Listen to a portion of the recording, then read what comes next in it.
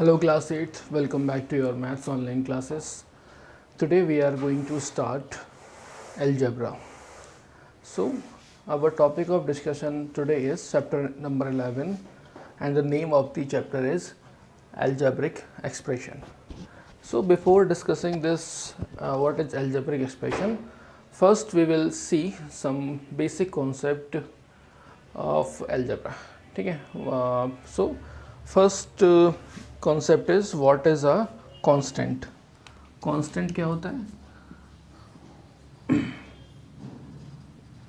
and second is what is variable. Okay, so what is constant?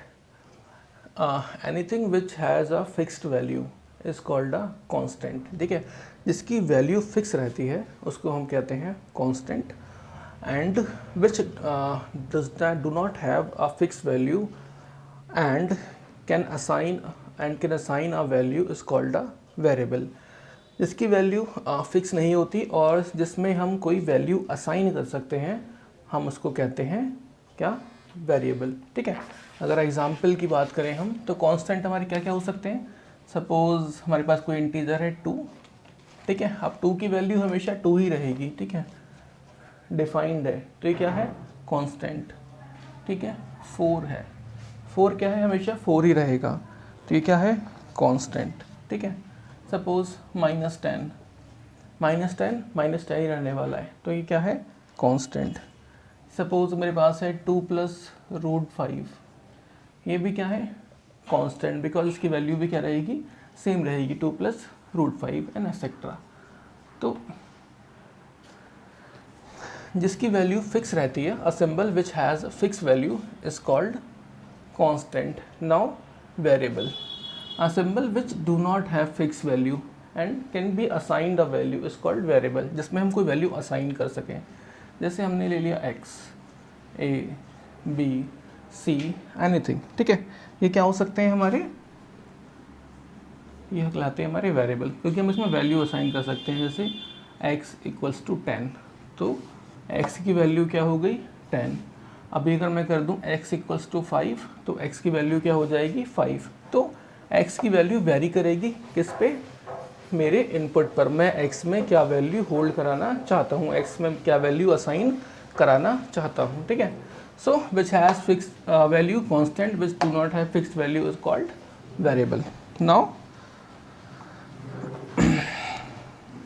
Third is term. Term क्या होती है, ठीक है, constant, fix value, variable, do not fix value and term. अब term क्या होता है, term is a constant, a variable और a combination of constant and variable. ठीक है, टर्म क्या हो सकती है, कांस्टेंट भी हो सकती है, वेरिएबल भी हो सकती है और कांस्टेंट एंड वेरिएबल का कॉम्बिनेशन भी हो सकती है. This is called term. जैसे अगर इन्हीं की बात कर लूँ तो 2 क्या है, एक टर्म है, x क्या है, एक टर्म है. इन दोनों का अगर मैं कॉम्बिनेशन कर दूं 2x तो ये भी क्या है, एक टर्म है. ठीक है, तो टर्म में क्या आते हैं, टर्म में वेरिएबल भी आएंगे, कांस्टेंट भी आएंगे और इन दोनों के कॉम्बिनेशन भी आएंगे. तो ये बात हो गई कि कांस्टेंट, वेरिएबल और टर्म क्या होते हैं. अब अगर हमें पता चल चुका है कि कांस्टेंट, वेरिएबल, टर्म क्या होते हैं, अब हमारे लिए अलजेब्रिक एक्सप्रेशन समझना आसान है कि अलजेब्रिक एक्सप्रेशन होता क्या है. So what is algebraic expression. अगर हम इसकी बात करें, सो अ सिंगल टर्म और a combination of 2 or more terms connected by plus और minus sign is called an algebraic expression. ठीक है, ठीक है भाई. अ सिंगल टर्म और combination of more terms connected with plus sign और minus sign is called an algebraic expression. ठीक है, जैसे मैंने एक वेरिएबल लिया x और मैंने एक कांस्टेंट लिया 2, इनको मैंने प्लस से कॉम्बाइन कर दिया तो ये क्या बन गया, एक अलजेब्रिक एक्सप्रेशन. ठीक है, जैसे मैंने सपोज़ एक प्रोडक्ट लिया, टर्म लिया मैंने 3x², इसमें से मैंने माइनस कर दिया 2x तो ये भी क्या बन गया, एक अलजेब्रिक एक्सप्रेशन. तो अलजेब्रिक एक्सप्रेशन क्या होता है, basically combination, it is a constant, it can be a variable, or sorry, it is a combination or two or more term connected with a plus और माइनस साइन। ठीक है, हमारे पास terms होती हैं जो प्लस या माइनस साइन से जुड़ी होती हैं, कनेक्टेड होती हैं। ठीक है, they are called algebraic expression. अब आगे बढ़ते हैं। अब अगर मेरे पास कोई अलजेब्रिक एक्सप्रेशन मुझे लिखी हुई मिल जाए, suppose x square plus 5x minus 2, ये क्या है? एक अलजेब्रिक एक्सप्रेशन। क्यों? क्योंकि यहाँ पर this is a variable, this is a combination of variable and constant, और दिस इज़ अ कांस्टेंट। तो सब क्या है? ये भी टर्म है, ये भी टर्म है, और ये भी टर्म है। और किस साइन से जुड़ी हुई है? ये प्लस से और माइनस से। तो ये क्या बन गई? एक अलजेब्रिक एक्सप्रेशन। ठीक है, अब इसमें ये भी क्या होगी? इट इज़ अ टर्म, ये भी क्या होगी? इट इज़ अ टर्म, और ये भी क्या होगी? It is a term. तो आप आसानी से कह सकते हैं कि algebraic expression is a combination of terms connected by plus और माइनस सिंबल। ओके, आगे बढ़ते हैं।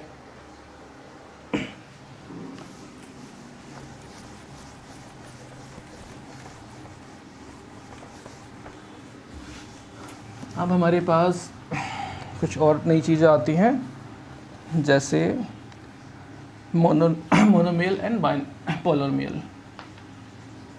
मोनोमियल एंड पॉलिनोमियल,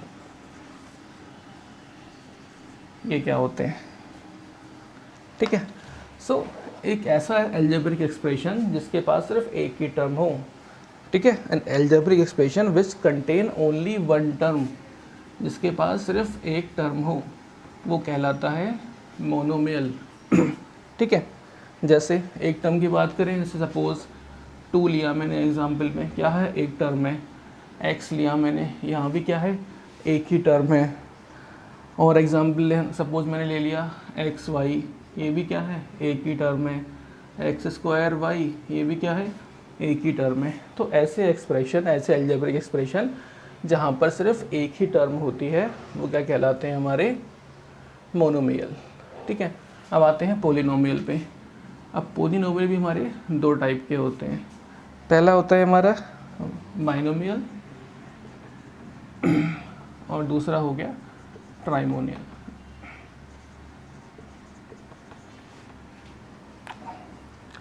अब ये क्या होते हैं? So which contain two different terms, जिनके पास दो टर्म्स होती हैं, वो कहलाते हैं बाइनोमियल्स। और विच कंटेन 3 टर्म्स, वो कहलाते हैं ट्राइनोमियल। ठीक है, अब दो टर्म कैसे होंगी? सपोज x प्लस 2, कितनी टर्म है? एक टर्म, दो term. X square plus Y square, कितनी टर्म है? एक टर्म, दो टर्म। ठीक है, तो क्या कहलाते हैं आपके? बाइनोमियल। अब जहाँ पे 3 टर्म हो, जैसे x plus Y plus Z, कितनी टर्म है? 1 2 3। X square plus Y square minus 2, कितनी टर्म है? 1 2 3। ठीक है, तो ये क्या कहलाते हैं? ट्राइनोमियल। तो बड़ी आसान सी बात है, जहाँ पर आपको एक टर्म दिखाई दे वो मोनोमियल, जहाँ पे दो टर्म दिखाई दे वो बाइनोमियल, और जहाँ पे 3 टर्म दिखाई दे 1 2 3, वो क्या कहलाएगा? ट्राइनोमियल। ठीक है, तो आपको क्लियर हो चुका होगा कि क्या होते हैं मोनोमियल एंड पॉलिनोमियल। आगे बढ़ते हैं। अब बात आती है डिग्री की, degree of polynomial.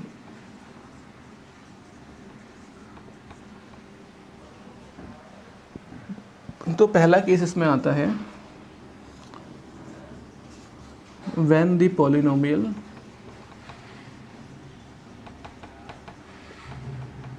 contains only one variable। ठीक है, जब हमारे पास पॉलिनोमियल में सिर्फ एक ही वेरिएबल हो। एग्जाम्पल देखते हैं, जैसे हमने लिखा 3x square plus 5x minus 4। अब ये क्या है? पोलिनोमियल है, क्योंकि यहाँ पर एक से ज़्यादा टर्म है, 1 2 3 टर्म्स हैं। ट्राइनोमियल हो गया। ट्राइनोमियल क्या होता है? पोलिनोमियल। अब क्या कहता है? Only one variable. इस टर्म में कितने वेरिएबल हैं? एक वेरिएबल। इस टर्म में कितना वेरिएबल है? एक वेरिएबल। ठीक है, तो इसकी डिग्री क्या होगी? तो जहाँ पर आपके पास सिर्फ एक वेरिएबल है तो उस वेरिएबल की हाईएस्ट पावर ही उसकी डिग्री कहलाती है। तो यहाँ पर x वेरिएबल है, इसकी हाईएस्ट पावर कितनी है? यहाँ पर 2 है, यहाँ पर 1 है, तो हाईएस्ट पावर कितनी हो गई? 2। तो इस पॉलिनोमियल की डिग्री क्या होगी? डिग्री होगी 2। ठीक है, और एग्जांपल देखते हैं। सपोज 4x - 7x की पावर 5 + 8।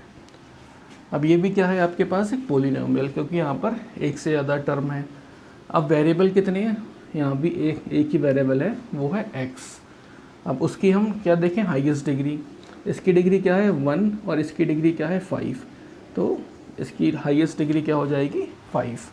तो इस पॉलिनोमियल की डिग्री क्या कहलाएगी?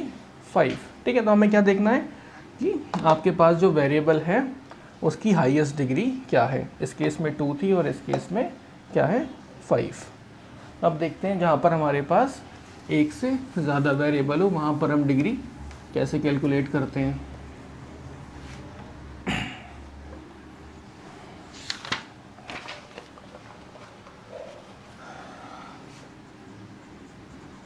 When the polynomial contains more than one variable। ठीक है, अब मोर देन 1 में कितने भी हो सकते हैं? 2, 3, 4, 5 कितने भी हो सकते हैं। सपोज़ मैं एग्जांपल लेता हूँ 7x³ y⁴ - 8x² y³ z⁴ + 5x⁴ y³ और z।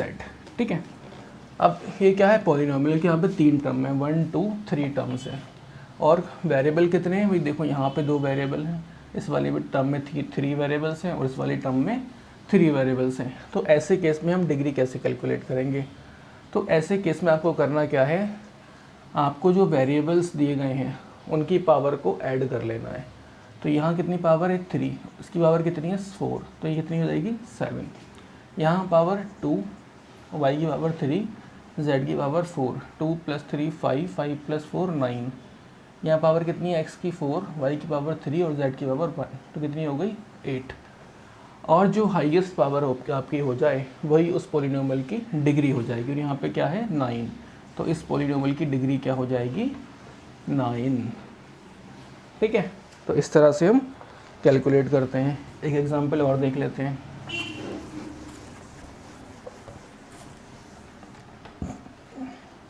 सपोज आपके पास एग्जांपल है 5x² y² ले लेते हैं, चलो 4x³ y की पावर 5। अब आपने देखा कि पहले किस टाइप का पॉलिनोमियल है। ठीक है, यहाँ पर एक से ज़्यादा वेरिएबल हैं, यहाँ भी 2 वेरिएबल हैं और इसमें भी 2 वेरिएबल हैं। तो कौन सा केस हो जाएगा कि आपको उनकी पावर का सम करना होगा। इसकी पावर 2, इसकी पावर 2 कितनी हो गई? 4। इसकी पावर 3, इसकी पावर 5 की पावर कितनी हो गई? 5 + 3 8। तो इस पॉलिनोमियल की डिग्री क्या हो जाएगी? इसकी highest power, that means 8। Okay, तो आई होप आपको क्लियर हो गया होगा कि कैसे हम डिग्री कैलकुलेट करते हैं किसी भी पॉलिनोमियल की। ठीक है, आगे बढ़ते हैं।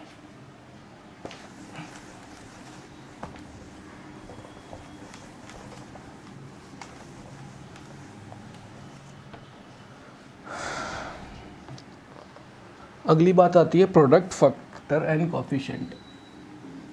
प्रोडक्ट फैक्टर एंड कोफिशिएंट, ये क्या होते हैं? ठीक है, पहली बात करते हैं प्रोडक्ट की। प्रोडक्ट क्या होता है? So when 2 or more numbers are multiplied together, the result is called product.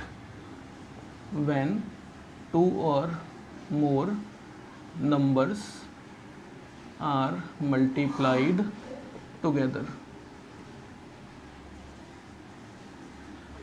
the result is product. अब नंबर्स में क्या हो सकता है? नंबर्स में वेरिएबल भी हो सकते हैं, नंबर्स में कांस्टेंट भी हो सकते हैं। और जब हम उनकी मल्टीप्लाई कर देंगे वो क्या बन जाएगा? प्रोडक्ट। ठीक है, जैसा एग्जांपल लिया हमने 2abc, इसमें क्या है? टू आपका कांस्टेंट है और ए बी सी क्या है, वेरिएबल है। उनकी हमने क्या की, किसकी मल्टीप्लाई की है इस प्रोडक्ट में हमने, 2 इंटू ए इंटू बी इंटू सी, और इसका प्रोडक्ट क्या बन गया, 2ab c। तो जब भी हम दो से ज़्यादा नंबर्स की या फिर हम कह लें वेरिएबल और कांस्टेंट की मल्टीप्लाई करते हैं तो हमारा रिजल्ट क्या होता है, प्रोडक्ट। ठीक है, जैसे हमारे एग्जांपल लिया हमने 5x² y और z। अब ये किसका प्रोडक्ट है, यहाँ पे क्या क्या मल्टीप्लाई हो रहा है, 5 into X into X into Y into Y into Z. ठीक है, तो x² y z और 5, तो 5x² yz किसका प्रोडक्ट है, 5 का, 2 बार x का, 1 बार y का और 1 बार z का। ठीक है, तो ये होता है आपका प्रोडक्ट। अब यहीं से निकलता है फैक्टर। अब फैक्टर क्या कहता है, each of the quantities constant और वेरिएबल और both which forms a product is called the factor of the product. ठीक है, जितने भी आपके क्वांटिटीज़ होती हैं, देखिए चाहे वो वेरिएबल हो चाहे वो कांस्टेंट हो, जो एक प्रोडक्ट को फॉर्म करते हैं वो उसके फैक्टर्स कहलाते हैं। दैट मीन्स ये क्या होगा आपका प्रोडक्ट और ये क्या होंगे आपके फैक्टर्स। तो अगर मैं बात करूँ 2abc की तो उसके फैक्टर्स क्या होंगे, उसके फैक्टर्स होंगे 2a b और c। अगर मैं बात करूँ 5x² yz की तो उसके फैक्टर्स क्या होंगे, एक होगा 5, एक होगा x, एक होगा y और एक होगा z। ठीक है, तो जब हम डिफरेंट क्वांटिटीज़ को मल्टीप्लाई करते हैं तो वो क्या बन जाता है, उसका प्रोडक्ट, और जिन नंबर से हम मल्टीप्लाई करते हैं वो कहलाते हैं उनके फैक्टर्स। और बहुत ऑब्वियस सी बात है कि कोई भी गिवन प्रोडक्ट अपने फैक्टर से कम्प्लीटली डिवाइड हो जाता है। ठीक है, ये बात आप बचपन से पढ़ते हुए आ रहे हैं, जब आपने स्टार्टिंग में मैथ पढ़ी होगी तब भी आपने फैक्टर्स पढ़े होंगे एलसीएम एचसीएफ से पहले। तो कोई भी गिवन नंबर अपने फैक्टर से कम्प्लीटली डिवाइड हो जाता है। आई होप आप समझ चुके होंगे क्या होता है फैक्टर और प्रोडक्ट। अब बात आती है कोफिशिएंट की।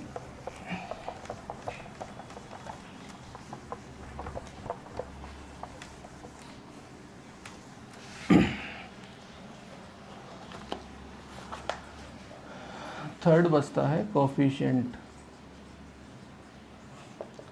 अब कोफिशिएंट क्या होता है, any factor of an algebraic quantity is the called coefficient of the remaining quantity. ठीक है, any factor of the algebraic quantity is called the coefficient of the remaining quantity. Suppose मेरे पास एक product है 7xyz।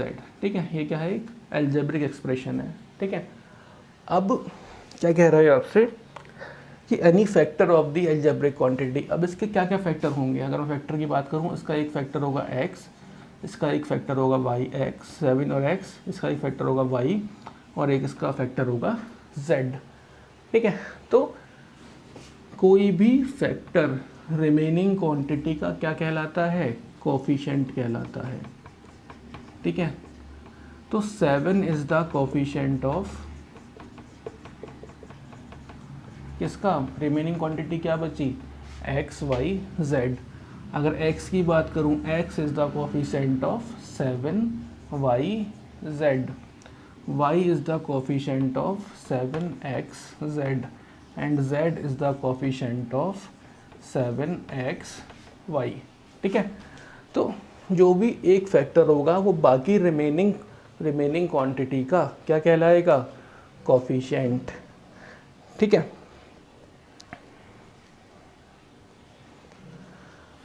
और भी यहाँ से अगर और देखें तो अगर मैं लेता हूँ 7x भी क्या है, 7x क्या है, एक फैक्टर, और ये किसका कोफिशिएंट बन जाएगा, रिमेनिंग क्वांटिटी क्या बनी, yz। ठीक है, अगर मैं लेता हूँ 7xy एक फैक्टर तो ये किसका कोफिशिएंट बन जाएगा, z का। ठीक है, तो आप कोई भी कॉम्बिनेशन ले सकते हैं फैक्टर्स के और वो क्या बन जाते हैं, उसके कोफिशिएंट। अब आखिरी जो कॉन्सेप्ट बचता है इस एक्सरसाइज से पहले, वो बचता है लाइक एंड अनलाइक।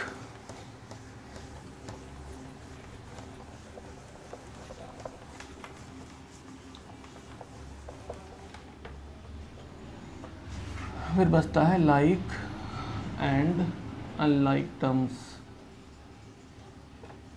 ये क्या होती है?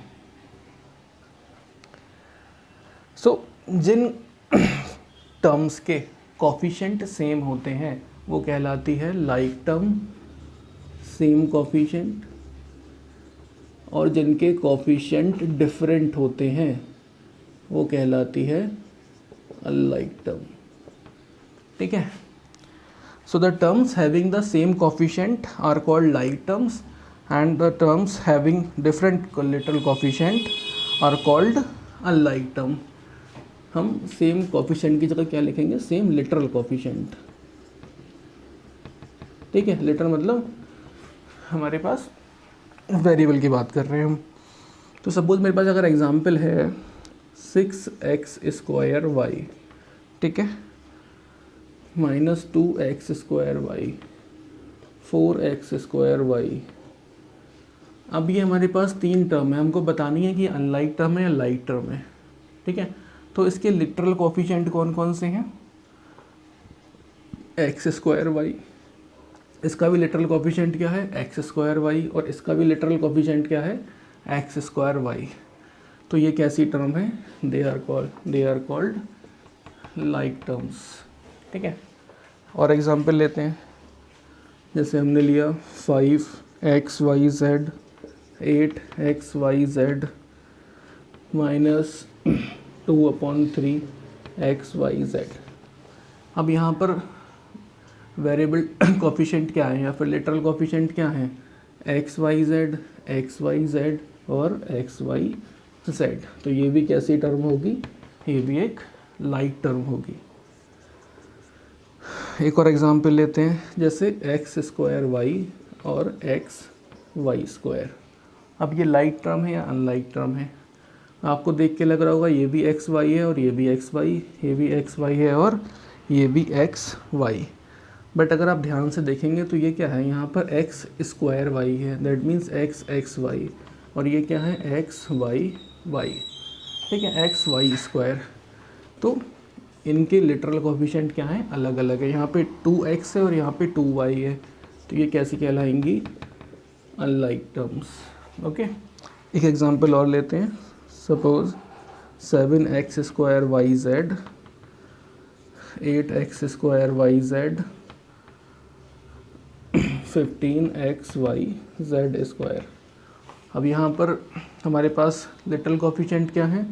x² yz, ये भी x² yz, मतलब ये दोनों लाइक हो गए। अब यहाँ पर आ गया xyz², दैट मीन्स यहाँ पर z के कोफिशिएंट अलग हो गए, दैट मीन्स ये क्या हो जाएगा? एक अनलाइक टर्म। ठीक है, तो इस तरह से हम क्या फाइंड करते हैं? लाइक और अनलाइक टर्म्स। जिनके लिटरल कोफिशिएंट सेम आपको दिखें वो लाइक टर्म्स, जिनके लिटरल कोफिशिएंट आपको डिफरेंट दिखें वो अनलाइक टर्म्स। तो आई होप हमने आज एक्सरसाइज 11th A से के सारे कॉन्सेप्ट हमने ख़त्म कर लिए। Let me check once again. Constant variable we have done, algebraic expression we have done, then monomial, binomial, trinomial done, degree we have done, then product factor coefficient done. ठीक है, तो एक्सरसाइज 14 थे, बड़ी छोटी सी एक्सरसाइज है।